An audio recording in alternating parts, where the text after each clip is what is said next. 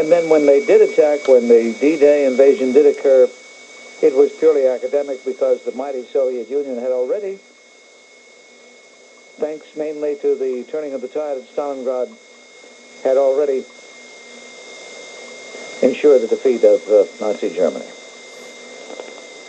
And I got to thinking, nobody gets teed off at the Russians for saying that. You don't hear, outside of the president, I'm not talking about the president, but you don't hear anybody getting indignant. You don't hear Margaret Thatcher, Mitterrand, you don't hear Helmut Kohl, you don't hear anybody, not even a man in the street here in the United States, get teed off. And you know what it is? It's a curious facet of human nature that when you behave like a boorish lout long enough, the fact that you continue to be a no-good skunk no longer creates any kind of stir. When have we ever known even civility, even a modest courtesy on the part of the Soviets? When?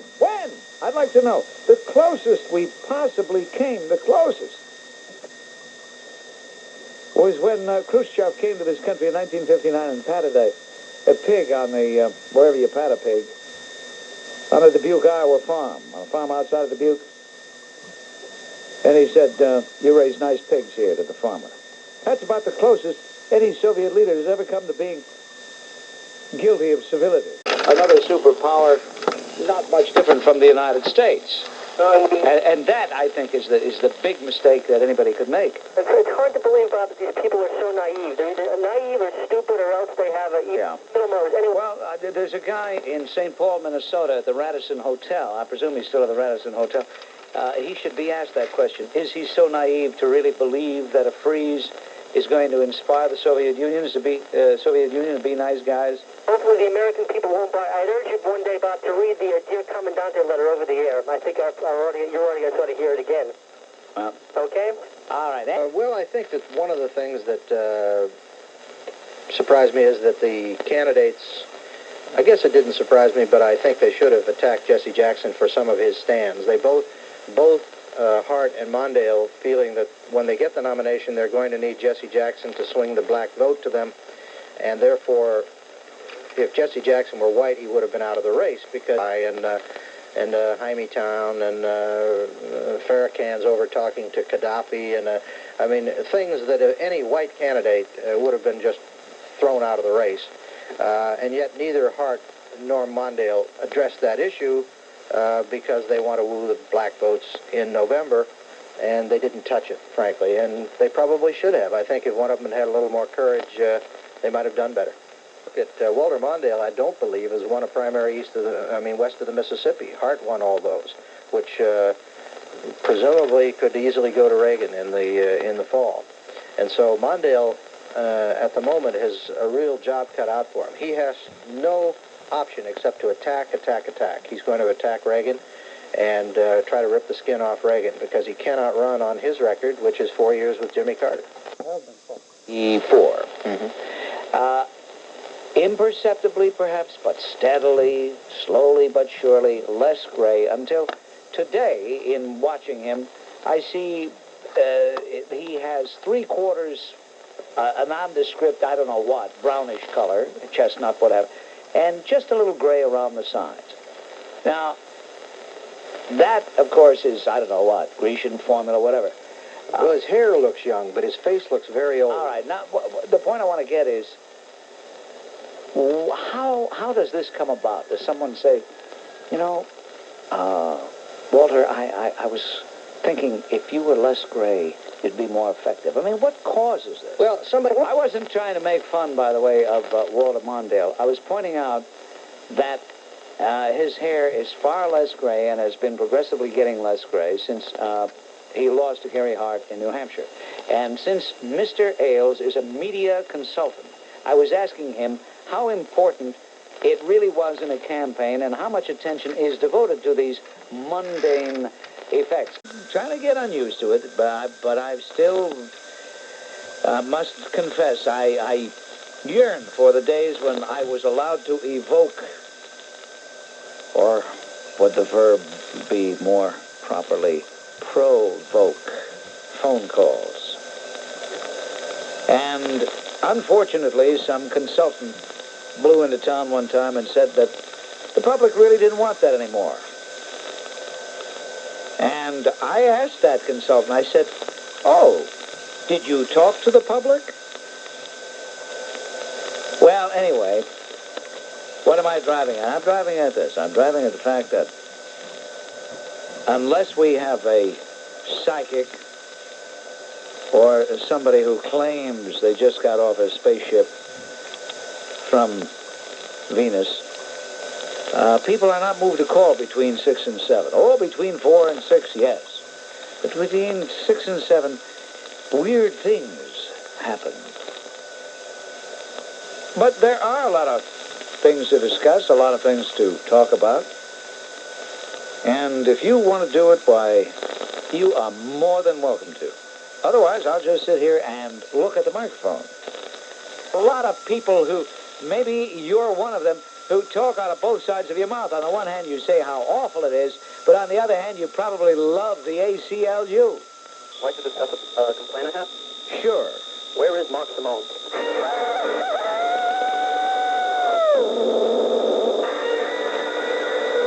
I don't know what all that noise is. I really don't know. The guy's auditioning. Now you know what Howard Stern does while he's playing a record. That was Howard. Yeah, hello. Don't worry, this audience never heard of him. Hello. Hello. Oh, sorry. That's all right. I wish you let me finish my sentence. Okay, I shall remain mute. Thank you. Now, England was defeated. They said, this Churchill, don't lose that guy. He's fancy with words. But he says a glorious evacuation. That was a fiasco. They were beat. They were driven in the water like rats. England was beat, and the English subs surrounded them. They only had 6 months' supply of food for the nation. And if they put any more American equipment on that island would have sunk. And then this other guy, see this other guy, Watts, that made the quacks about the different people? He's him. Don't get angry. A name for a name. All right, listen, I think you've got your point across, and you're the type of fellow that people are going to be talking about for months and months to come. They're going to say, gee, I'm glad he doesn't take too many phone calls anymore. I'm glad you mentioned Mr. Koppel, because I was extremely annoyed and offended and even flabbergasted last night. I wonder if anybody in our WMCA audience, anybody available to call, noticed the same thing. What I want to allude to, and you reminded me of something. Ted Koppel interviewed Charles Minot, Democratic Party chairman, and Frank Fahrenkopf, Republican Party chairman. And they had shown a lot of film about the Jesse Jackson people registering primarily blacks and even making a point. You know, Jackson's going around making points. We're going to register blacks. We're going to register blacks. Then Mr. Ed Rollins, actually, of the Republican Party, had said, we're going to match that registration, and we're going to go out, we're going to register a lot of Southerners who aren't registered right now. Ted Koppel had the audacity to say to Mr. Fahrenkopf, well, if you're going to register all these Southern whites, isn't that racism? Now, the racism is not registering Southern whites. The racism is in making it a point to register anybody by race for the purpose of voting for a candidate because of his race. The Republican guy didn't specify that, did he? No, he didn't specify it, but the point was, hey, look, if they're going to start registering all these heretofore unregistered people, we ought to start registering people too. I mean, what are they supposed to do? Just sit around and let a whole bunch of people just go through the cracks? What, aren't they supposed to fight fire with fire? Don't they have a right to try to maintain themselves? Of course they do. But Koppel ought to be ashamed of himself for playing that game. He ought to be ashamed. I've got Koppel's number now. Certain people he's real tough with. Other people he throws cream puffs. Hello, Bob. Yes, sir. I'd like to speak about the hypocrisy of the press, and I'd like to speak to you off the air because I can mention names and I can't mention it on the air. Well, the program that I do is an on-the-air program. I do not do an off-the-air program, sir. Thanks. Well, I've just decided how I could avoid any problems saying anything I want. I just decided. From now on, my name is Jesse Jackson. Now I can say anything I want. So there. See? I'm immune now. No one dare criticize me. For insulting his integrity. Unbelievable. Well, okay. I'm not laughing at you. I'm laughing at the reaction of a young man who never really experienced this type of radio before and doesn't know that this is vintage. But anyway, You often to show it to you. all right. Well, that slams lid on things for this evening. Till tomorrow, your influence counts. Here's it. Get Gaddafi. I'm a long-time listener, and I think you're very good. But Thank you. to ask you, what do you think about Howard Stern's radio show? How can he get away with all that stuff he's putting Well, on? first of all, you should be listening to this show. That's right, I do. It's, okay, that's number one. Okay. Number two, he's on a different station. What do you want me to give him publicity? No, I don't, but Yeah. I like Isn't it rather naive of you to call and ask a guy on one station to talk about a guy who's on another station at the very same time? No, it's not. My children... Well, how in the world could I have ever heard him in view of the fact that I'm on at the same time? Would you tell me that? Oh, you must have heard about him. To hear about someone and to hear them are two different things. Okay, but you don't...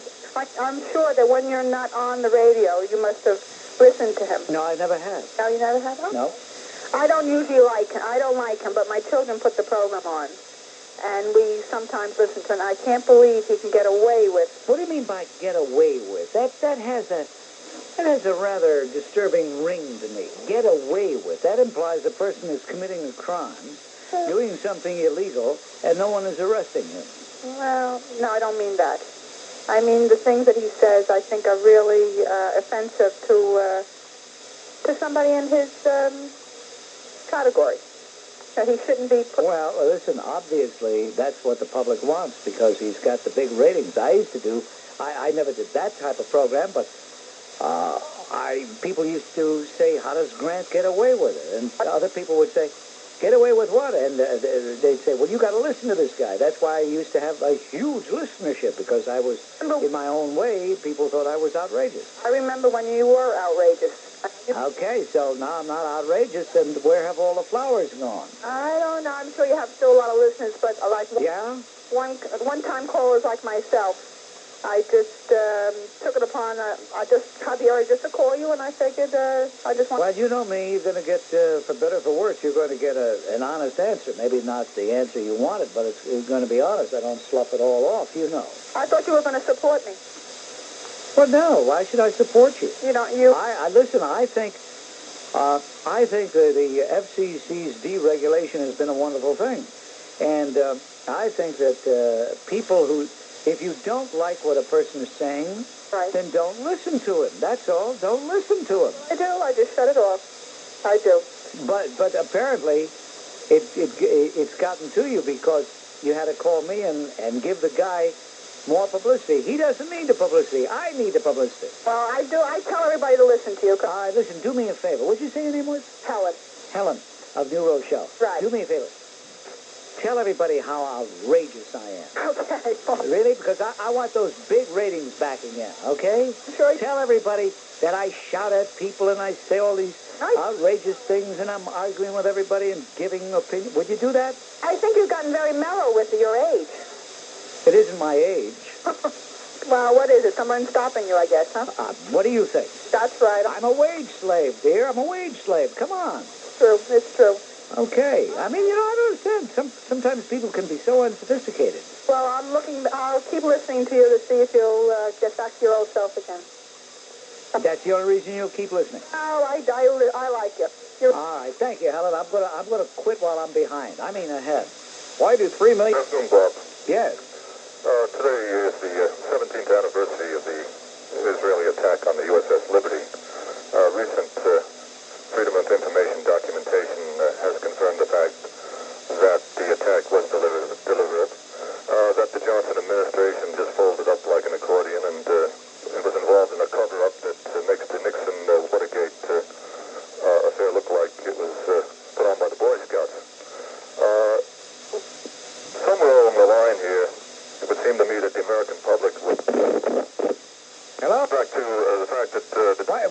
please move a little bit away from the phone. Okay, the documentation supports the fact that it was a deliberative attack. And Whose documentation? the documentation from the Freedom of Information, under the Freedom of Information Act, supplied by Stephen Greener's latest book, Taking Sides, for instance. And That's no documentation. That's a book. the documents are from the archive. That's a book written by an anti-Israeli individual who's trying to put Israel in a bad light. No, he's putting certain notions in a bad light, but primarily putting certain individuals in the United States in a bad, as I'm more concerned. I mean, you know, it's 17 years, and you people never quit. Yeah, 34 Americans died, Bob. You know, 171 were injured. There's nothing wrong with that to be concerned about the fact that the United States hasn't done a damn thing about this situation. No politician has the guts to stand up. There have been exceptions. Senator Fulbright did stand up, and so did Representative McCluskey and Finley, and called a spade, but nobody else here. It would seem to me that the Johnson administration should be branded just for what they were, basically... Bush, I have a great idea for you. Why don't you join the Syrian army? That makes about as much sense as... Well, no, then you could be in uniform, and maybe you'd have it, or join the PLO. There's more merit in that than your suggestion. No, I really think a guy like you, who hates Israel so much, ought to join the PLO. Crashed through police lines and went limp. Some were carried on stretchers, and others led handcuffed to city buses, which carried them to police stations. What they ought to do is get an Abrams tank, a General Creighton Abrams tank, and just roll over. That would cure them. By the way, they were among a group of some 400 protesting the U.S. role in Central America. God forbid they should protest the role of Fidel Castro and the Soviet Union. What should we do with this skunk Walker? That's the name of the guy. Now we say, now that we have identified him, now we say accused of murdering the cop. A moment ago, it was that he did kill the cop. But now, once you say the name in the idiocy of what we have to do in the media, now we say he's accused of killing the cop. Even if he did it in that horrible place known as Yankee Stadium, where I wouldn't be caught dead. Even if he did it in Yankee Stadium with 70,000 idiotic Yankee fans watching, you'd still have to say accused. Anyway, I want to hear from you. Excuse me, I want to hear from you. 489. New concept. That slams lid on things for today and for this week. Next, the Wall Street Journal report. Get Gaddafi. I think that if I were on the president's campaign committee, I would pray, I'd make a novena, that Representative Geraldine Ferraro would wind up as the vice presidential nominee of the Democratic bunch. She'd make me sleep a lot better, because I would feel that victory was much more assured. Not that anything is a sure thing, nothing is a sure thing. But her vitriolic style, a very harsh demeanor, her emotional tirades, I think, would turn people off. And especially over the grueling, magnified campaign that a presidential affair is, these things backfire. The Supreme Court has agreed to decide whether deadly drugs should be used to execute condemned murderers. The lower court has ruled the government must first decide whether the drugs are quick and painless. We don't want those skunks to suffer any pain, do we? Well, I've been accused of, when I was the formerly famous Bob Grant, of operating the same way. Yeah, that's right. But they're all trying to emulate you, to emulate you, but they're not doing a good job at it. I know. Well, it's impossible. I'm the original. Well, you're not the original yourself nowadays, but, in the good old days, you were, you're your only self. Yeah, but isn't it ironic that all of those people who copy me are making much more than I am, and they can't carry my lunch pail? Well, I'm going to tell you. If you want to remain on the line... I just feel we're closer to... You just feel. You keep saying you just feel, you just feel. You have no facts. Larry, Larry, you're not informed at all, are you? I think Reagan should retire with the horses on the van. The congressman would do it. Larry, I'll tell you something. As soon as you learn how to talk, as soon as you get the mush cleared out of your mealy mouth, call me again, and then we'll try to have a conversation. He hung up. You're on WMCA. Hello. I'm Julie. I'd like Geraldine Ferraro. The media has been billing her as a moderate, and I think that she's anything but a moderate. She's a screaming liberal if there ever was one. She's not moderate.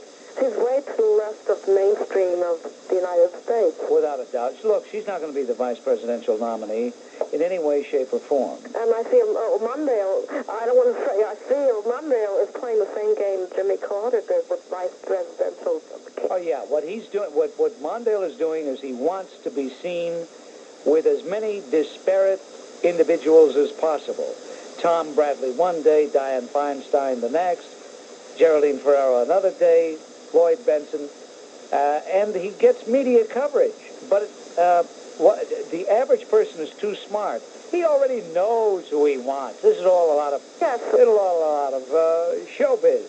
You want to tell us about it? Well, I've had threats via the telephone. I've had threats in the mail. But the closest I ever came to getting what happened to Alan Berg occurred because I threatened a caller. Several years ago, broadcasting right here from this very radio station, I said to a caller, "You say that to my face, and I'll punch your nose right down your throat." And he said he would say it to my face. And I proceeded to tell him where we were. I gave the address, the 3rd floor, and a little while later, he was there. But fortunately, Florence, the nice lady out of the receptionist desk, called the police unknown to me, and Midtown North was swarming all over here. They took the fellow So that away. was a close call for you, Bob. Now, It was a close call because he was packing a .38 pistol. Wow. That is this. Make no mistake, I have a scrapbook which is full of newspaper clippings leading up to my demise from another radio station when I was at the very peak of my popularity. I remember it well. And the newspaper clippings during the time of my hatchet, the hatchet job done on me, and in the aftermath. And what caused it primarily were a relatively small group of people who didn't like some statements I had made, some positions I had taken, relating to the 1977 blackout, July 13th of that year, and some of the statements I made, which were, although they were directed at looters, although they were directed at people who were breaking storefront windows, smashing those windows, stealing TV sets, cases of bourbon, etc., it was not based at any race. Nevertheless, I was branded, smeared, defiled, libeled, slandered as a racist. Well, they got rid of me on that basis. And you know, that's the matter. I just don't want to be intimidated. I'm just sick and tired of people. For the last 20 years, I've been in this business. I've been doing this type of broadcast. And, you know, they keep right. We're going to tell the boss, does Mr. Strauss know what you said? Well, he better know what I said. Somebody better be listening. Doggone it. I mean, you know, what was I doing this show in a closet? Or when they say, ooh, somebody's going to hear you. According to our trial, a lot of somebodies are hearing me. How's that grab you? How do you feel about Jesse Jackson conducting his own foreign policy and being accorded the type of reception he is?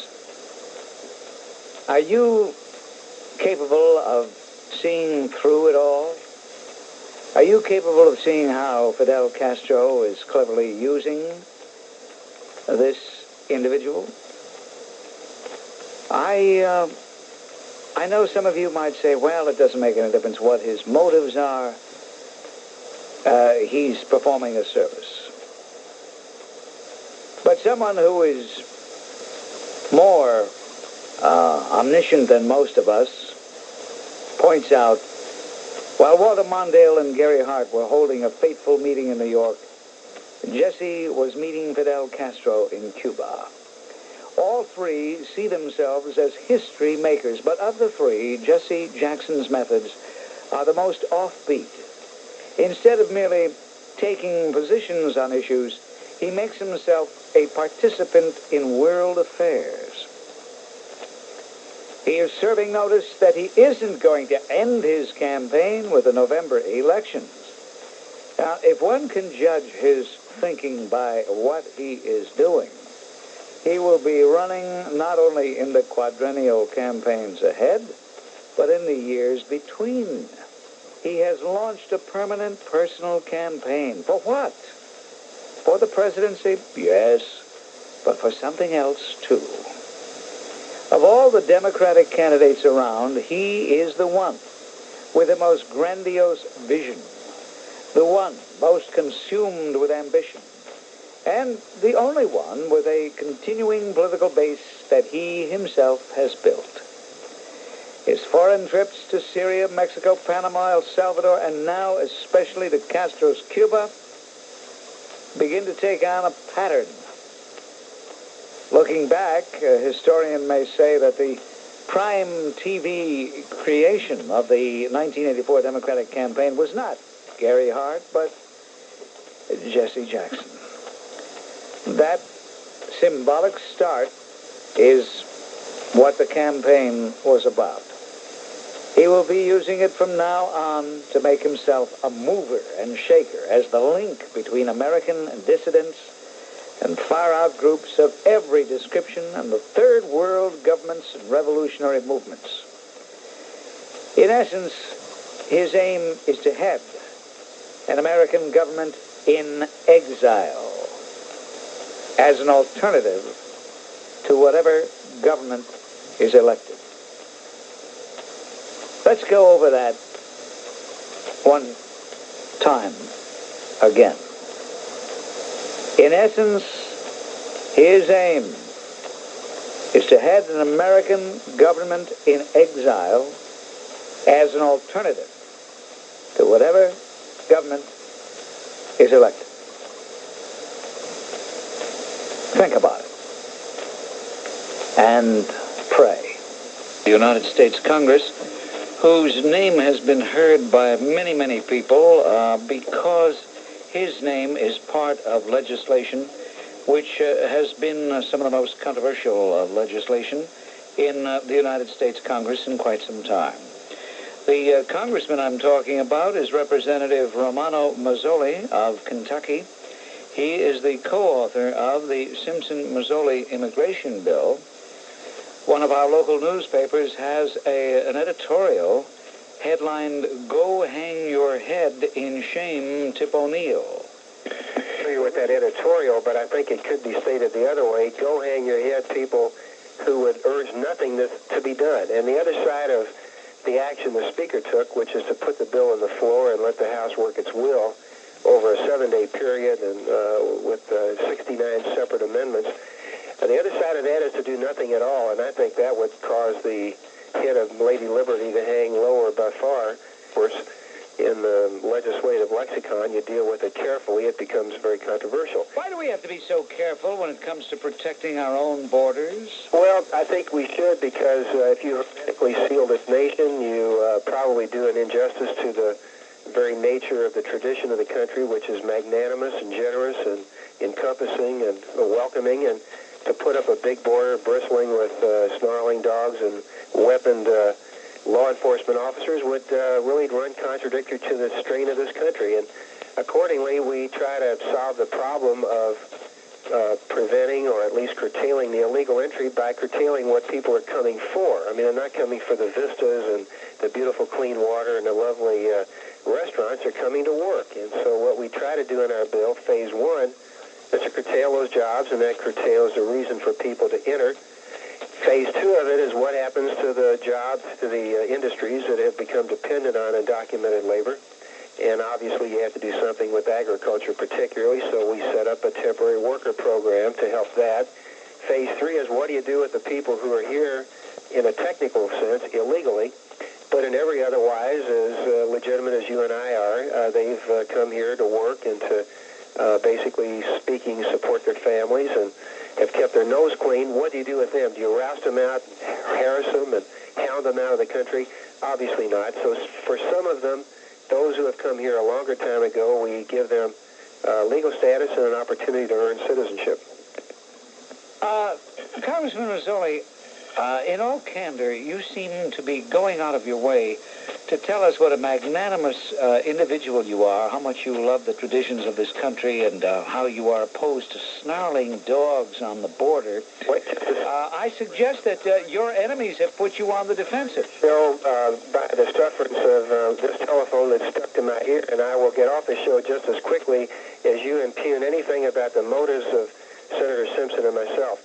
I'm trying to find out why you're so defensive, Congressman. Well, I'm not defensive whatsoever. I think if you had taken the time to study the bill and to maybe tune in on C-SPAN during the 7-day debate, I think you would have been very proud of your country. You would have been proud of the members of Congress from New York who took a very active part in the debate, Bob Garcia particularly. I'm not proud of Bob Garcia. I think Bob Garcia is playing to a very narrow constituency. Of course, you must like to arouse the ire of your audience. That may be your shtick, but my shtick is to say that when people like... Congressman, I'm not doing shtick. I feel very strongly about these things.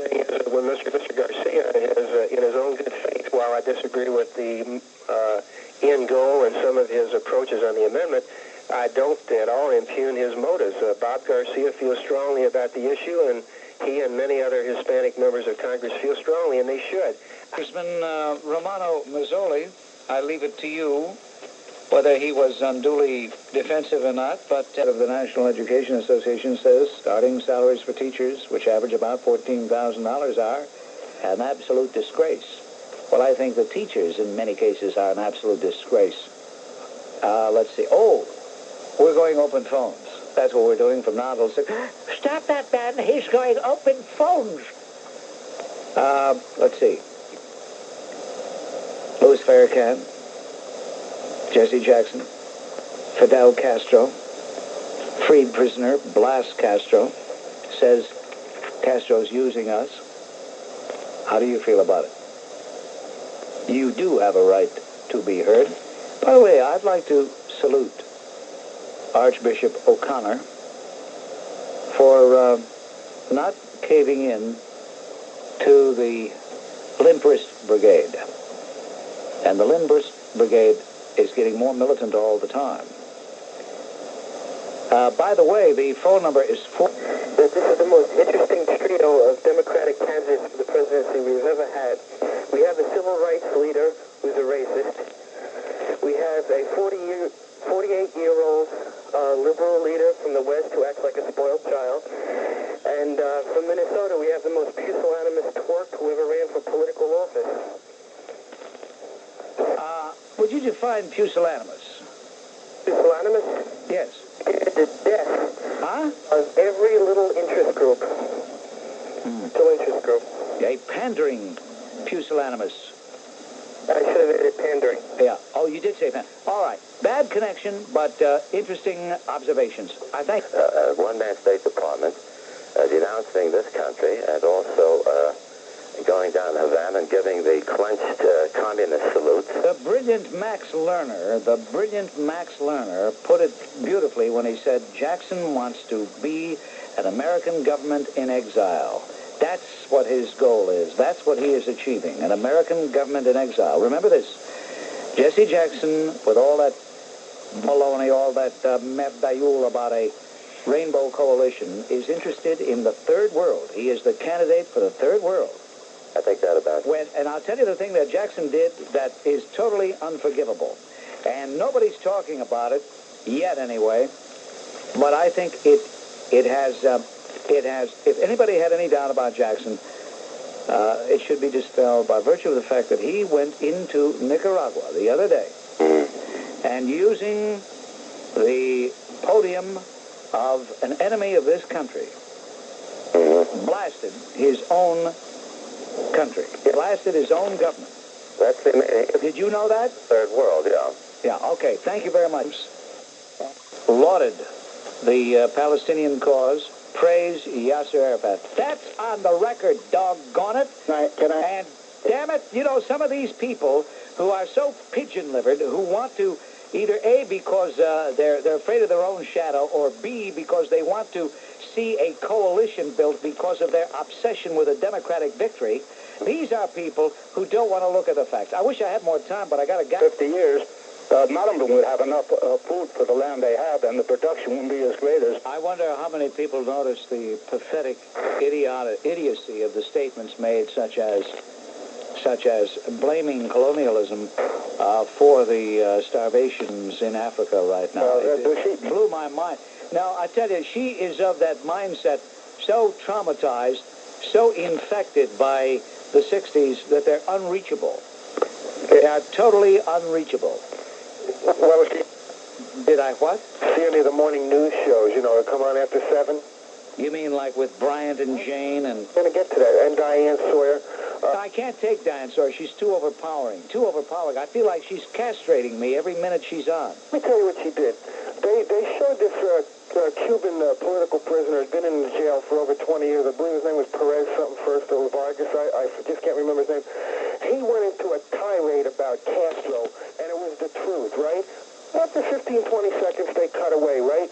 Then Mrs. Sawyer follows up by saying, Jesse Jackson rejects that, but says he respects his right to freedom of expression in America. And I thought, wait a minute, this guy's been in jail down here 20 years, is a beautiful barometer of Castro and so forth, but yet Jesse Jackson's there 2 days, and he's going to reject this guy that came out with the truth. Well, why shouldn't Jackson reject it? Because Jackson's heroes are Che Guevara, the Ortega brothers, Fidel Castro, and virtually every anti-American skunk on the face of the globe. So I tuned over to... Something changed, and I think that's why people stopped calling. You know, when I call my friend, I tell her, take a egg and put it into your shoe and beat it. You know who says that? Bob Grant. We laugh at the things you used to say, but you don't say those things anymore. Well, I don't take many phone calls, and we don't have the kind of adversarial type of program that we used to. Yeah, it's a shame. It was a lot of fun. It's fun now, too, but it was more fun then. Okay. I called because you sounded so desperate. Well, I tell you, I can't believe that people have become so apathetic that they don't want to get something off their chest. I can't believe that. You know, it's hot, and it's sticky, and they're just not in the mood of anything now. Uh-huh. Yeah. And what about you? Well, that's it. That's all you wanted to say? Well, that's all. All right. You know, you reminded me of one of my favorite epithets, and I'm going to have to bring it back, thanks to you. So let me practice on you, okay? All right. Why don't you put an egg in your shoe and beat it? Oh, that's good. Get on the phone, you used to say. Oh, yeah. Okay, I'll try that one, too. Are you ready? Yeah. Get off the phone. Nah, not good enough. Creep. Nah, not good enough. Not good enough. All right, I'll go home and practice in the closet. I'll do that. Okay, thank you. Bye. Bye. She says I've lost my fangs. Some people say Julian's. WMCA, hello. I'm not Jewish and I'm not black. I'm Italian. I like to get something off my chest, just as you did. I am so sick and tired of hearing everybody go against Jesse Jackson. I cannot believe it. Night and day, and they overlook everything that Reagan does. The man saved 40, 50 people. If it was you that you were a prisoner, you would be kissing his feet. And whatever the man does, they just knock him down. Now, another thing. I don't know. Who are they? You and everybody. I hear... well, don't it's me. Then don't just say you. Don't say they. him down. People, they. And another thing, the Holocaust going on in El Salvador against the peasants, poor people, perpetrated by American money and Reagan. Nobody sees this. Only the Jewish Holocaust they see. How come? Aren't these Salvadorian peasants, women and children, being put in a casket, the mother on one side, the little child on the other, dead for money given by... You know, I think I think that you're a fake. You only see the Jews. I don't believe you are of the ethnic background you said you were. Italian. Yes. You want me to speak Italian? That's not going to convince me, but go ahead. Verità. Voi non avete... Yeah, you're not. You just gave it away. Why are you trying to foment trouble? You have no justice in this country. One word, just... Why are you screaming? Why are you screaming? Because you... I'll tell you why you're screaming, because you're getting very nervous over the fact that you're trying to perpetrate a fraud, and you know that you can't perpetrate a fraud on me. You know that being a phony, you're going to expose you. She hung up. A fake. A AAA fake. I know what her real ethnic background is, but I'm not going to say it. So there. Huh? How can he let himself be used by communist propaganda? Well, first of all, Jesse Jackson doesn't mind being used by communist propaganda because Jackson's views and communist views are virtually part and parcel the same. I don't see any of his views being any different than the communist world's views. That's number one. Number two, he has never really stuck up for this country. Number three, I think that the overriding transgression that Jesse Jackson committed was in standing up on a stage in Nicaragua in a hostile territory with a hostile government standing alongside of him, criticizing the United States, blaming the United States for all the problems there. Yes. It's one thing to have honest disagreements between Americans once we're back at home. But when we go abroad, traditionally, we don't criticize our government in a hostile territory. And Jackson did it, has done it before, will do it again. I want anybody to show me one time on the world stage when Jackson has ever stuck up for the United States. No, he never did. Mm-hmm. Okay, thank you. We also have rights. 4 judges excuse a murderer on account of human rights, the pity for him. I think we should be given their names on the air. We'll give you their names tomorrow because the breakdown on, all I know is it's a 4-3 vote. I don't know the names of the 4 idiots who voted the way they did, but I will give them tomorrow. Because Jackson really didn't condemn Farrakhan. He just said, finally, he came out and was forced to say that what he said was reprehensible. But he hasn't really condemned Farrakhan. Oh, good. The pressure was he got the word that in all likelihood, if he didn't say something, he was not going to be allowed to speak at the Democratic Convention. Right. So I think that was it. Oh, yeah, because he wants to get up there. He wants to get up there. I tell you something. They're not going to nominate the next president in San Francisco. They're going to nominate the next big loser. But there's going to be a lot of fireworks there, and everybody's going to be looking for an Academy Award. The keynote speaker is working night and day to win an Academy Award. The chairman of the platform committee, she wants to win an Academy Award. Jackson wants to win an Academy Award. And, of course, the guy who's going to be wearing the crown of nomination, he couldn't win an Academy Award if he appeared in a season where all deaf mutes were the other actors. Listen, I got to move on. He's going. Slam's lid on things for today. Until tomorrow, this is Bob Grant reminding you your influence counts. Use it. Get Gaddafi.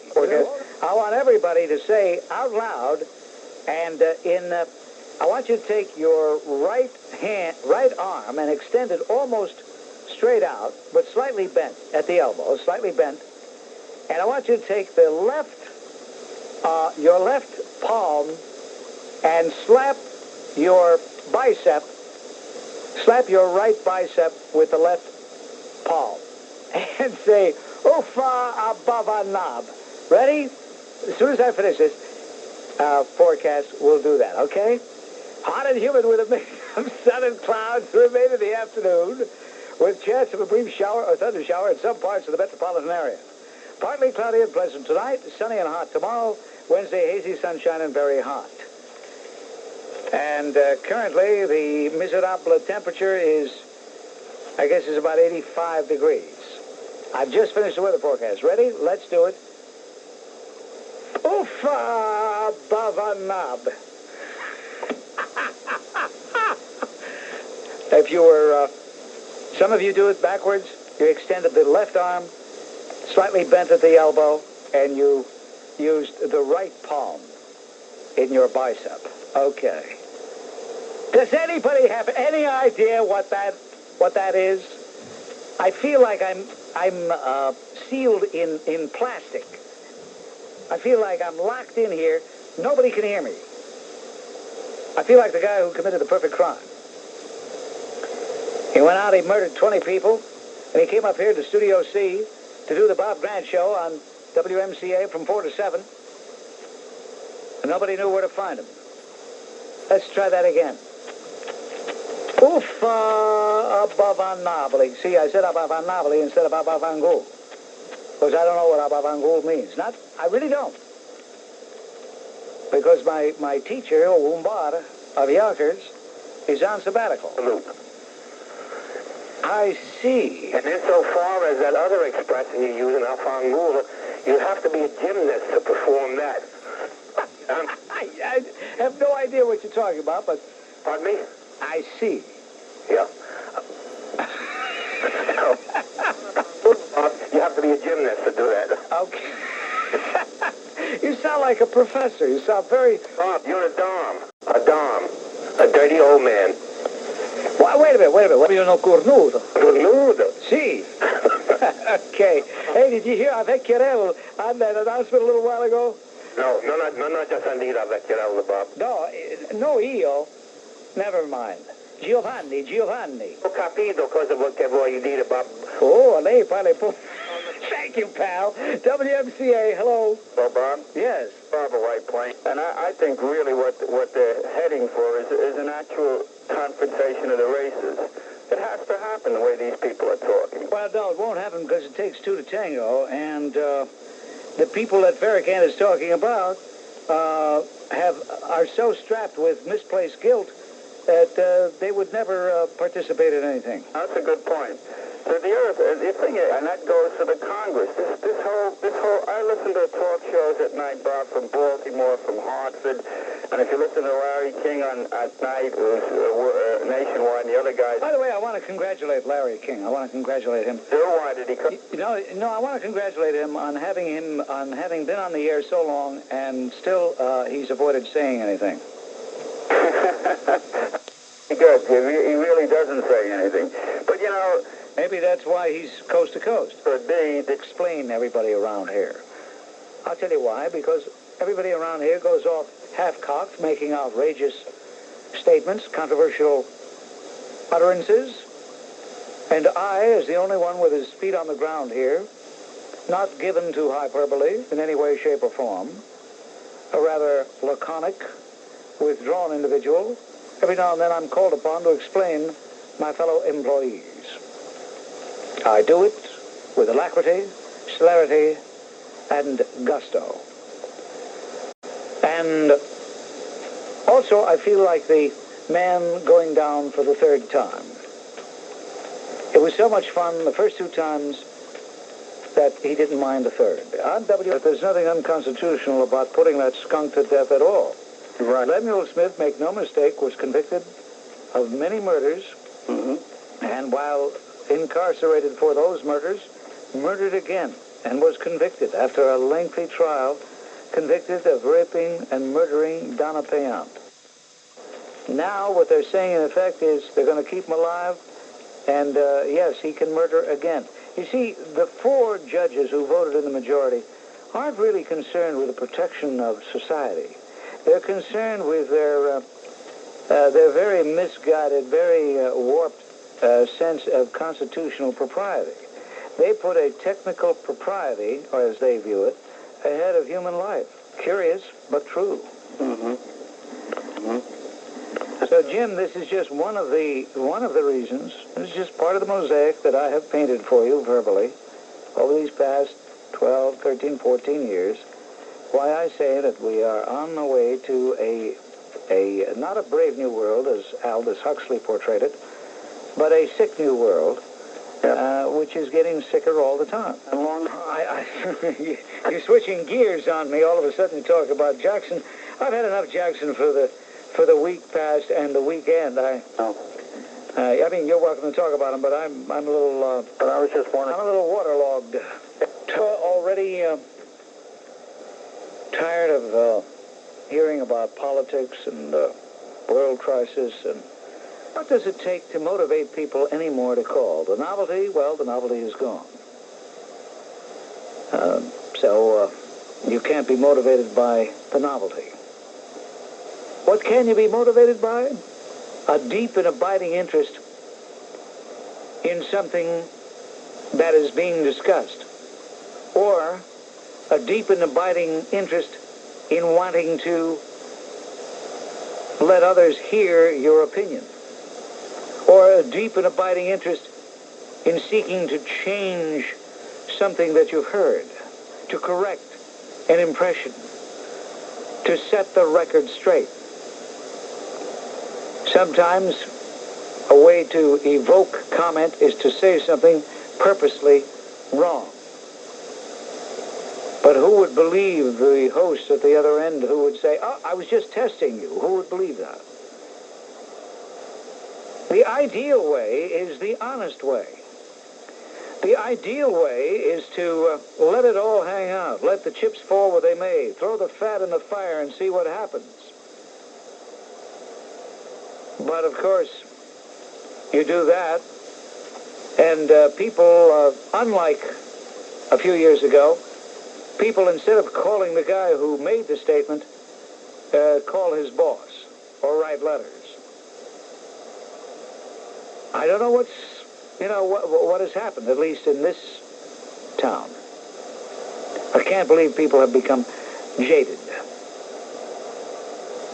Let me quote a couple of pieces that I'd like to share with you. For example, Max Lerner, he says, in the history of American presidential campaigning, it is hard to find an episode with the potential political mischief of Jesse Jackson's pilgrimages among America's sworn enemies. That's a beautiful sentence. I'd like to run it past you again. In the history of American presidential campaigning, it is hard to find an episode with the potential political mischief of Jesse Jackson's pilgrimages among America's sworn enemies. He goes on to say, whatever Ronald Reagan may have been wrong on, he is profoundly right in his anger at Jackson for offering himself to be used as Fidel Castro's propaganda tool. History has unexpected ways of messing up the best-laid political plans. When he set out on his mission to the El Salvador rebel leader and to Nicaragua and Cuba, Jesse didn't know how far black Muslim leader Louis Farrakhan was prepared to go for the sake of the cause in his wildly expressive Sunday sermons. So having toiled in the communist vineyards in Central America and raised viva cheers to Che Guevara and other communist heroes, and having gathered a flock of released American drug offenders and Cuban political prisoners to accompany him back, Jackson was ready and eager for the TV plaudits he confidently expected at his homecoming. Alas for him, he hadn't counted on Farrakhan, who somehow chose this time to launch his most explosive misguided missile, calling the creation of Israel as a state an outlaw act, describing the governments supporting Israel as criminals in the sight of Almighty God, and finally dismissing Judaism as a gutter religion. And Jackson's commentary on this from Havana. Here's what he said. He was in Havana when he was first told about this. He says, well, people have freedom to say what they want about whom they want to. Don't keep putting me in the middle of that. When the storm really broke and threatened to swamp Jackson's homecoming reception, he authorized a less pussyfooting assessment, calling the remarks reprehensible and morally indefensible. One cannot help feeling that it was too little and took too long a time. And Jackson continued to remain silent on Farrakhan's gutter religion remark. Farrakhans come and go in history. American Jews will survive this hatred too. But Jackson's trips as a self-styled peacemaker and liberator are setting a dangerous historical precedent in presidential campaigns. Arnold Pinckney of Jackson's staff hopes we can all be quiet now about Farrakhan and focus on Jackson's freeing of the prisoners. But Jackson didn't free them. Castro had it in his power to release the 22 Americans at his convenience and to carve 26 Cuban political prisoners out of the 5,000 to 10,000 who have rotted in his jails for decades. He waited for the man and occasion that would enable him to make the gesture with the maximum harm not only to President Reagan, but to America's world position. There was a double whammy grandstand play taking place. Jacksons and Castros, each using the other one for his political ambition, the other for his hemisphere power. Castro is good at the game. He played it at Mariel when he dumped 125,000 Cuban refugees on the unsuspecting Jimmy, I'll never out of here, Carter. He can outplay Jackson, too. The Cuban people may or may not want Castro, but it is certain that the Americans who elected an administration in 1980 didn't intend any self-appointed negotiators to carry on their own foreign policy as Americans. And then Max Lerner concludes with a very obvious question. How much longer will Jesse Jackson continue to serve as the political messenger of dictators to America? One telephone caller coming up. I don't mean anything personal. It's just that I thought this was 1975 or thereabouts, and I forgot it's 1984. Therefore, I get one little old call. Herman Kahn very well can testify whether that's correct or not. His name is Julian L. Simon. How about it? What kind of a man was Herman Kahn? Herman, in this connection, used to say, people would say, Herman, you're an optimist. And Herman would say, I'm not an optimist, I'm a realist. And I think that was very much the point. He'd say, would you predict the sun is coming up tomorrow morning? And you'd say, yes. He'd say, well, are you an optimist? The answer is no, you're a realist. And the kinds of things we're talking about in the resourceful Earth are rather like that. All the data show that the world's natural resource situation has been getting better rather than worse over all of human history. People are eating better now than they ever did before. Fewer people die of famine nowadays than before. All the natural resources, including food and energy and all the metals, are more rather than less available in 1979 because of effectively political action by the oil cartel. It still costs maybe 20 cents or 30 cents per barrel to get the gas, to get the oil out of the ground in the Persian Gulf in comparison to the $20 or $30 we pay for it. And that hasn't changed since before 1973. So if we're interested in the natural physical limits of this world and how they affect our standard of living, they haven't changed. It's not they that constrain us. It's our institutions, our politics, our management of things which constrains us. The natural limits of the world constrain us increasingly for less and one of the reasons that Herman Kahn was criticized was that some of his critics anyway said he didn't take into account the fact that fossil fuel was coming to an end. That our supply of fossil not coming to an end. It's absolutely not coming to an end. I give you a whole long story. I'll jump to the end. Would you say that something is coming to an end if we can make more of it? How about that? Absolutely not. In August, I used to look out my window and I saw people making oil. You mean from corn? From corn, from soybeans. And all you need to make oil is carbon dioxide, which we're not about to run out of, and sun, which we're not. Well, we may run out of the sun in 7 billion years. There are some, honestly, believe me, some doomsayers who are troubled by the fact that the sun may run out in 7 billion years, and therefore we better start conserving fossil fuel. Might want to start conserving energy. They also don't stop to realize that all their knowledge of the sun and energy and so on is about 100 years old. And so we've got a few hundred more years now, this next 7 billion years, to invent something, find another sun, whatever. So fossil fuel is not about to come to an end.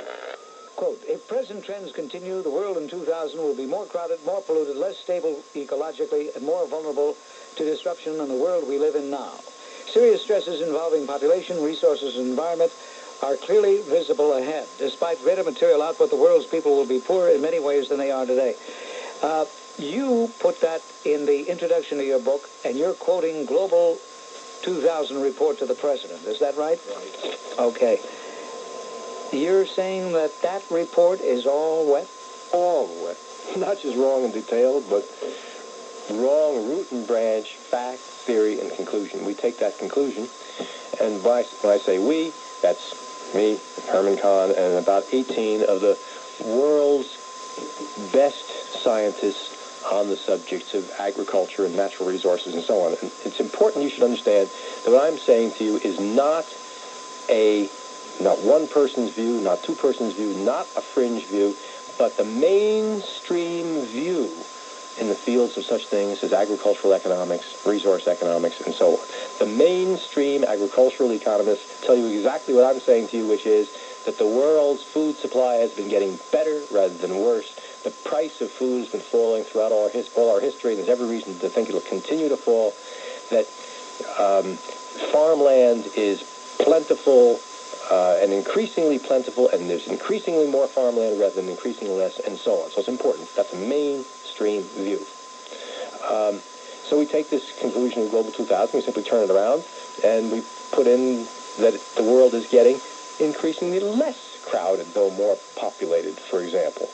Because crowding is something, it's not just the number of people on the block, it's how we feel, it's the amount of space that we have to live in, it's the amount of space we have to walk around in, it's whether we can get to other places which are uncrowded, we want them, and so on. So, okay, go ahead. Go with your projections for nuclear power. There are a lot of people, the Tom Haydens, the Jane Fondas, people like that who get all the notoriety in the press, who want to who want to uninvent nuclear power. They want to uninvent it. Okay. 80% of the American public, polls show us, worry that a nuclear plant might blow up. And I believe that Jane Fonda and her crowd are part of it. Now, 80% of the population believes a nuclear plant might blow up, whereas the physicists tell us that it's as possible physically for a nuclear plant to blow up as it is for a jar of pickles to blow up. Now, if you'll explain to me how come 80% of the people believe it, and certainly what the radio stations and the newspapers tell them has got to be supremely important in all that. How can that be? How about telling them every single morning from here on in, every afternoon from here on in, folks, the 80% of you who think that the nuclear plant can blow up, check your local physicist. It cannot blow up. For example, now if we live in a state of ignorance about fundamental matters like this, how can we possibly expect to reach any kind of reasonable social decisions on the matter? Will you tell them that every afternoon, Bob? Come on, now bring a few physicists. Every day, your local physicist. Mr. Simon, even if I told them that, they would rather listen to the governor of the state of New York, who is keeping Shoreham from opening because he's got everybody on Long Island. If you had people convinced that the nuclear plants wouldn't blow up and a few other things like that, it wouldn't be so likely that public opinion would support a governor who is doing that. And a governor wouldn't be doing that. Why do governors do that? Because most of the people worry about it. And most of the people worry about things which aren't. They worry that nuclear power will kill people. They don't worry that coal will kill people. And the best way to save lives, and the best thing to be said for nuclear power is it will save lives. It'll save the lives of miners who mine coal. It'll save the life of the oil people who die on oil rigs, and so on. You want to save lives? You're a believer in human life? Go for nuclear power. Tell them that. Julian Simon, you just did, and I think they appreciate hearing it. And I certainly go to Georgiana Pine, who is a news writer, a reporter, who wrote that a secret CIA memo to the White House in March of 1980 identified both Billy Carter and Jesse Jackson as Libyan oil agents. The March 31st, 1980 memo was from CIA Director Stansfield Turner to Zbigniew Brzezinski, President Carter's national security advisor. This was reported in the Atlanta Constitution. It quoted sources close to the Senate probe of Billy Carter's Libyan links. A spokesman for Jackson, a Chicago-based civil rights front group called Operation Push, said that Jackson was unavailable and would be unavailable for comment all day, but would issue a statement about the report the next day. The Atlanta Constitution said Jackson denied being a Libyan agent, but acknowledged he had written the Libyan embassy in Washington on behalf of a black-owned oil firm, the Wallace Company of Tuskegee, Alabama. Jackson said he also sent several letters to the Libyan government in support of opening trade routes between that country and black America. That's a quote. Hey, there are two Americas. There's America, and Black America. Billy Carter, meanwhile, told reporters that he knew nothing about any link, and that's the way the story went. That's from a Wednesday, September 24th report by Georgiana Pine. Very interesting. And I wonder if Fritz Mondale has had the chutzpah, which of course I know the answer, to ask Jackson about that when he met with his superior in Kansas City earlier today. Did you see Joe Adamoff and those other Russian pigs, those swine, being interviewed? I tell you, I'm getting a little sick and tired of the fact that, oh, did you see the two that Brian Gumbel had? God bless Brian. He laughed right in their communist faces today. Brian asked one Russian skunk, he said, how do you think the press treats the president? And this Russian skunk said, oh, we don't want to interfere with domestic affairs. Well, that was an easy way to get out of it, a gracious way to get out of it, because he knew that had he made any comment, Gumbel would have said, by the way, don't you wish you had the freedom to criticize your leaders the way we have the freedom to criticize ours? I'm sure Brian would have asked that question. After all, he's not Diane Sawyer. Ladies and gentlemen, that slams it on things for today. Tomorrow, we're going to have a special astrological reading on July 4th, Independence Day. Stay tuned for Candy Jones following the world tomorrow at 7:30. Until tomorrow, this is Bob Grant reminding you, your influence counts. Use it. Get Gaddafi. Now, I, like I guess most of you, am guilty maybe of too much introspection, or maybe not the right kind of introspection.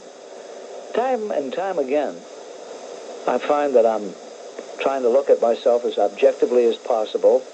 Time and time again, I make certain mistakes or think they're mistakes, and I say, well, why did I do this? And I'm not going to do it again.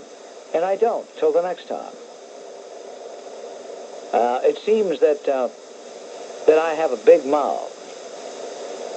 I'm not able to live in compartmentalized ways. I mean by that, I'm not able to shut the door on something, go on the air, forget about it. If I hear something and I feel that it's an injustice, or I feel that it's an outrage, I feel that it's an insult to our collective intelligence, then I talk about it. And sometimes I talk about it very strongly. And, you know, they say the pen is mightier than the sword. Well, let me tell you, people, a lot of people don't like negative comment. That's understandable. But sometimes I say to myself, why am I wasting my time? I keep talking about these things, talking about them, and we really don't get anywhere. For example, take the case of Lemuel Smith. Lemuel Smith. As you probably know, New York's highest court on Monday, struck down the state's mandatory capital punishment law, thus saving condemned mass murderer Lemuel Smith. He was the only state prisoner on death row. The Court of Appeals, in a sharply split 4-3 ruling, said the mandatory death penalty violated the United States Constitution. I don't know how, but the 4 out of the 7 said it did. Judge Judith Kaye wrote the majority opinion. The 7 judges reduced Smith's first-degree murder conviction to second-degree murder. They ordered him to be resentenced. Smith is 42 years of age. He would have become the first person executed in the state since Eddie Lee Mays was electrocuted back in 1963, 21 years ago. Smith was sent. Now, I want you to pay very close attention to this, please. Very close. Smith was sentenced to death for the 1981 murder. Here it is, 84. And he's just, getting all this sentencing. 1981 murder of rookie corrections officer Donna Payant at Greenhaven Correctional Facility, about 60 miles north of New York City. But the killer has, now this is really the mind-boggling part. This killer has a 26-year criminal history that includes 5 murders, as well as convictions for rape, kidnapping, assault, and robbery. I kind of get the idea he doesn't like people. He's rather antisocial. He was sentenced to die in the electric chair under a unique New York law, unlike any other in the nation, that required an automatic sentence of death for murder committed by a prison inmate serving a life sentence. Now, you want to hear something obscene? His lawyers were ecstatic. Why should his lawyers be ecstatic? Don't they know that their client is a predator, a person who has murdered 6 times? Well, one of his attorneys, Ron Cubby, called it a victory for Mr. Smith and a victory for human dignity. He called it a victory for human dignity, and he refers to this killer as Mr. Now, who do you suppose? We're going to have an Insta poll, or Insta quiz, rather. Who do you suppose Lemuel Smith's chief defense lawyer is? Who do you suppose? You call 489. By the way, he was unavailable for comment because he's in China right now. I only wish he would stay there. But this is a disgrace. This is absolutely. Can you imagine? Can you imagine how Donna Payant's child and husband feel? Can you imagine how the survivors of the other 5 people murdered by Lemuel Smith must feel when they hear his beating the death penalty as a victory for human dignity? Would you say that Lemuel Smith was a human being? Would you say that anybody who is a wanton murderer, rapist, kidnapper, who has absolutely no respect for human life, would you say that that person was a human being? I would. By the way, this attorney that I mentioned who is away, another one of his assistants said he was, quote, extremely happy that the court threw out the death penalty, but disappointed that Smith's conviction was upheld. But the fact of the matter is, evidence at his trial showed that he lured Mrs. Payant into the Catholic chaplain's office, strangled the mother of 3, and then wrapped her body in a plastic trash bag and dumped it in a garbage drum. A key piece of evidence against Smith was bite marks on Mrs. Payant's chest. He's a real. Now, I wouldn't call that a human being. Now, there's no reason in the world to preserve the life of Lemuel Smith and his kind. None. Anyway, if he had been put to death for his other 5 murders, Donna Payant would never have been killed in the first place. Or is that too simple? Am I missing the point? Maybe I'm out of step. Maybe I'm all wet. I know the answer to your Insta quiz, William Kunstler. Absolutely right. William Kunstler is correct. I'm sorry to tell you. Obvious.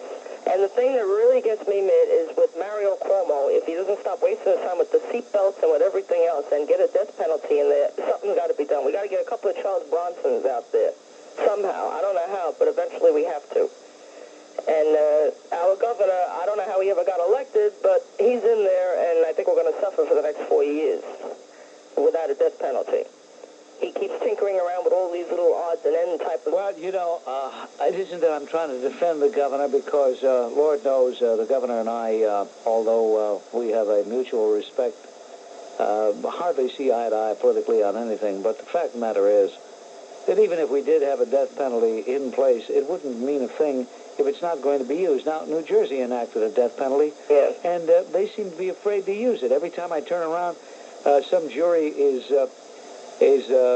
giving life, or some judge is saying that they can't have the death penalty. So to have it on the books is fine, but what's more important is to use it. And outside of Florida's great governor, Bob Graham, and a few others around the country, everybody seems to be afraid to use it. And I think it's because of the pressure brought on by the NAACP, Legal Defense Fund, although I don't know why the NAACP should want to see murderers on the loose.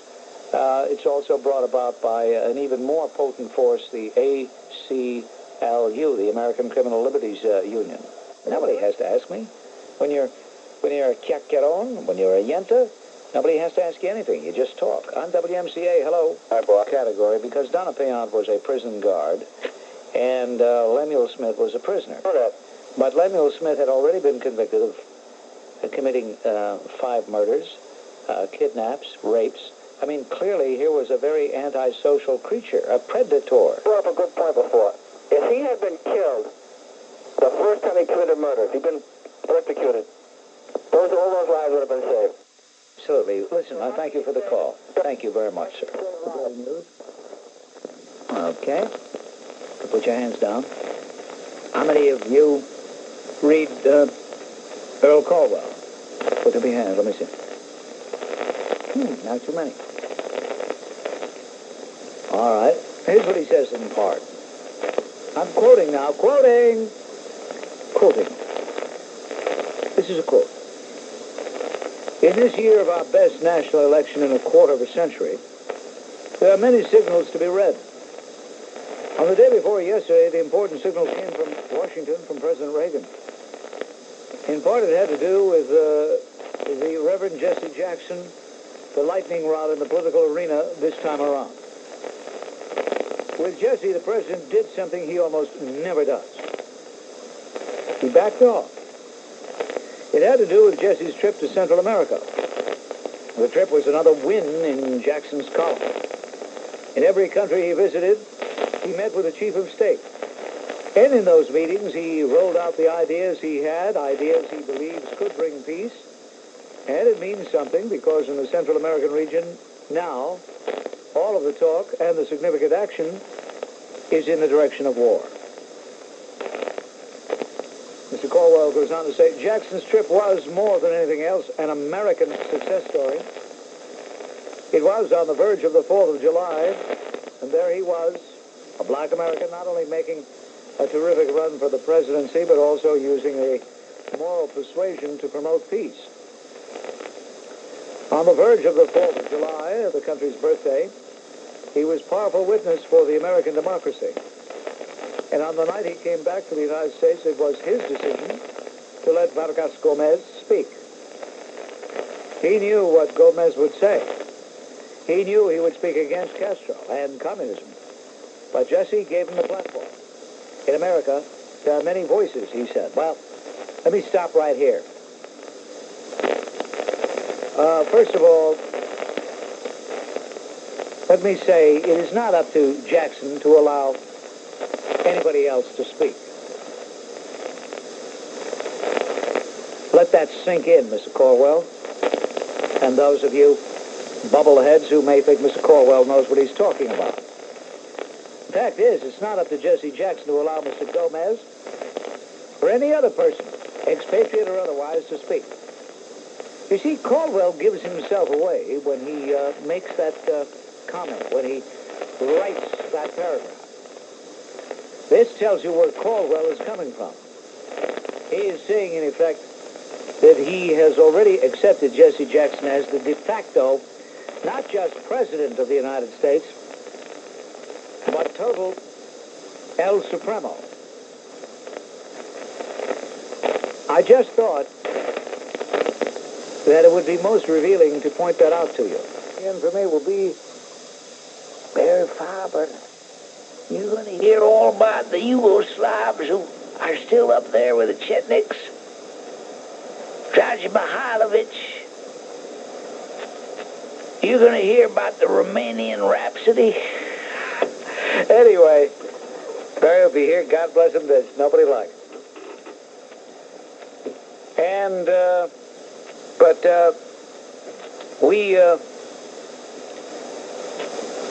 when I get back a week from Monday, Dick, I'd like you to make sure that the first hour, at least, is open phones so that our many friends, and don't be talked out of it.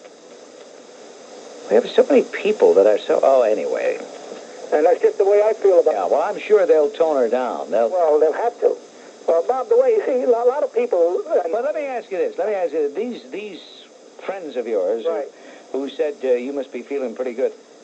You know, the fact that she's a nominee and is Italian-American and you say you're Italian, right? You know, what does that do for you? What does does that put any money in your pocket? Well, that's what I say. I'd like to know, you know, would you get to sleep in Blair House? Never. You know, well, not Blair House anymore, the vice presidential mansion now. You know, what the heck? I don't understand this. I don't get vicarious thrills. We're not the, you know, it's like someone's having sex and someone else is having sex and you have the orgasm.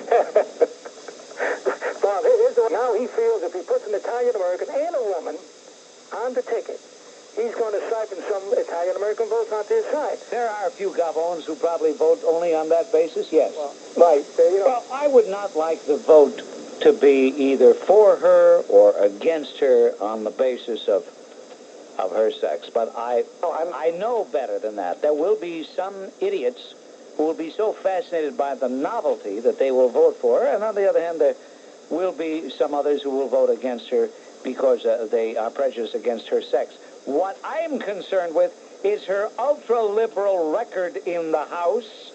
And also, let us not forget, she's not running for president. We talk like she's running for president. Yeah. She's not the presidential candidate. Well, anyway, she happens to...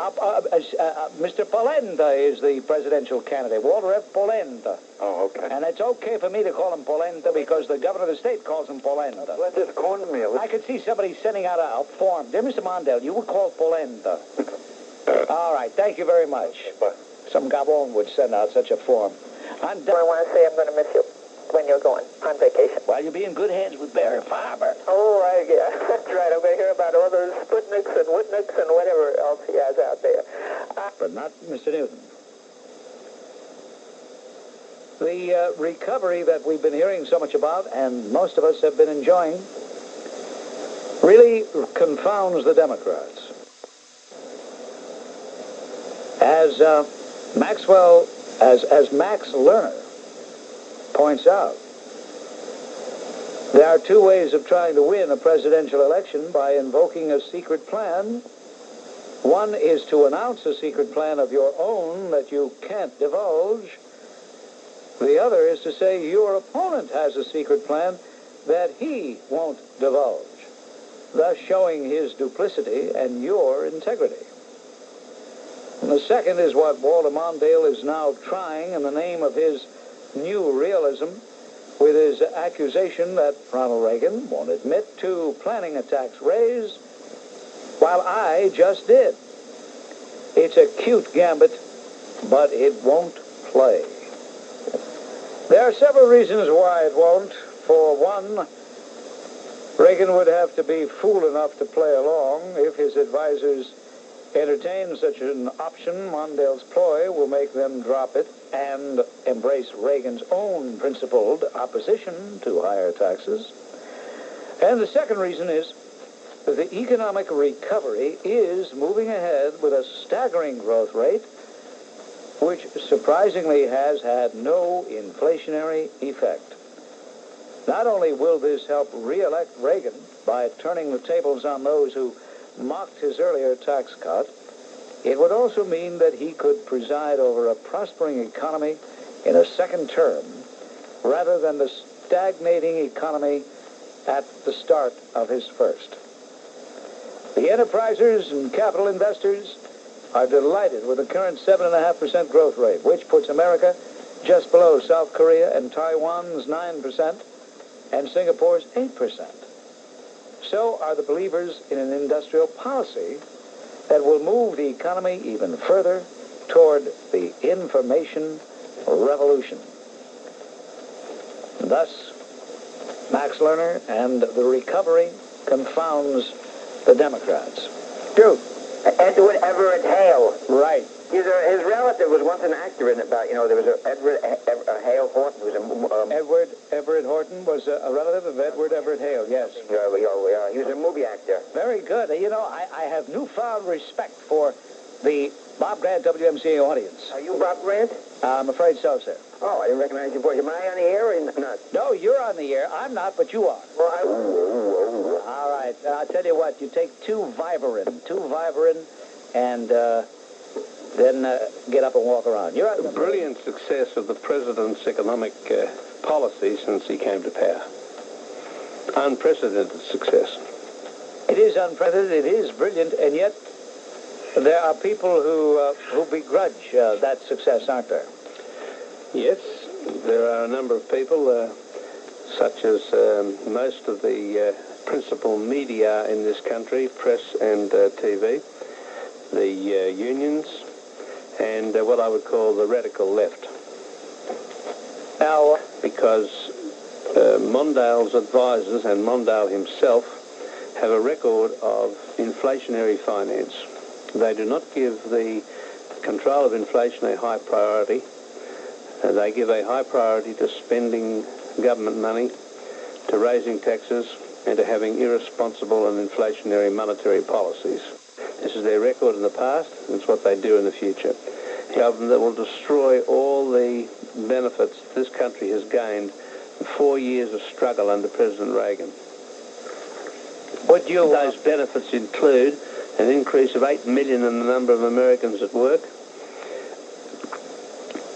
an unprecedented reduction in the rate of inflation from 13% to under 3%, a huge boom in fixed investment in the modernisation of the American economy, a boom in high tech that this country has succeeded in bringing to a point where it's the leader of the world without any shadow of a doubt. A strong American dollar, which has contributed to a low rate of inflation in this country, a resurgence of savings, a rebuilding of free markets in communications, oil, transportation, airlines, foreign exchange, financial services, a huge rebirth of freedom in this country. And a foundation for a forward movement of economic growth, the like of which we have not seen for 20 years. Europe. Well, I can only imagine that would be to harm the president. But it's very easy to find out what the West Europeans and Japanese think of the president, because they vote with their money. And they have voted by bringing, in the last 2 years, I would say something of the order of $150 billion of capital into this country to buy businesses in America, to invest in America, and simply to put their savings into America. The United States dollar is strong. It is stronger than it has ever been, certainly in the last 20 years, because foreigners, and the ones with money are the Europeans and the Japanese, foreigners want President Reagan to remain in power and admire what he has done and have supported that with unprecedented amounts of money invested in this country. I'll tell you something. All the continents in which his publications are published. I respect you, sir, but why don't you answer the charge? He's claiming that... You know why he's not... Hey, listen, you know why he's not answering the charge? Because the charge was not made against him. It was made against Mr. Rupert Murdoch. So when I have Mr. Murdoch on the phone, then you can put your sanctimonious voice on the telephone. Thank you very much. Yeah, thank you, pal. Every now and then he comes out of the woodwork with his sanctimonious approach to whatever we're talking about. You're on W. I think it's having a very beneficial effect because our economy is expanding very, very strongly. and consequently a lot of imported goods are coming in. These imported goods are very popular with Americans because they're relatively cheap, but they're also having the effect of keeping us more efficient because we have to be able to compete with these imports that are coming in. And we are succeeding in doing so, and that's helping to make America stronger.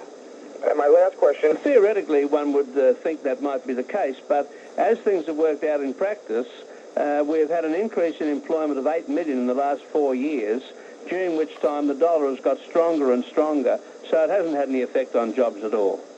If you were to listen to the surrogates for Walter Mondale, all this happened because Ronald Reagan is an amiable man. Now, how do you counter such inane politicking? I've got no idea. The level of inanity to which the Mondale forces can fall sometimes amazes even me. All right.